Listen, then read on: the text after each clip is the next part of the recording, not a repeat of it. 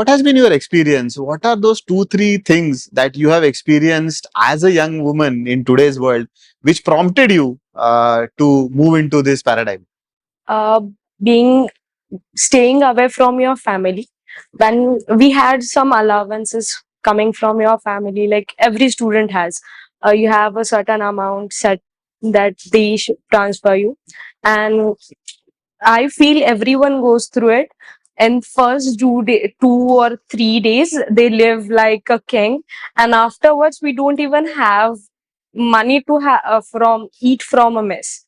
So that's the thing that's been always the case with me. Like I've been doing that in the month, and it's like parents will give us money, but uh, asking money was not my thing, never my thing. Like I've been doing internships from my first year, tried to being independent. So when I started earning full time, I wanted to make sure that that's not the case now.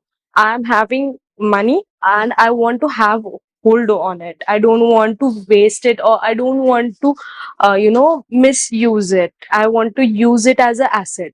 That was the thing which made me and encouraged me to have a proper financial plan.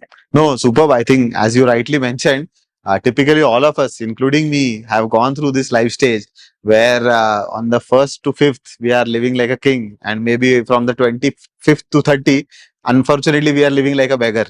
And I think definitely for all of us, that also creates kind of uncertainty, a low confidence about thinking about oneself. And as you rightly mentioned, sometimes as a young woman or somebody who's living away from their house, it also questions your independence and all of those things. And but I think kudos to you. You have taken a right step to gain that confidence, to gain that independence back into your hands. So fantastic step, I think.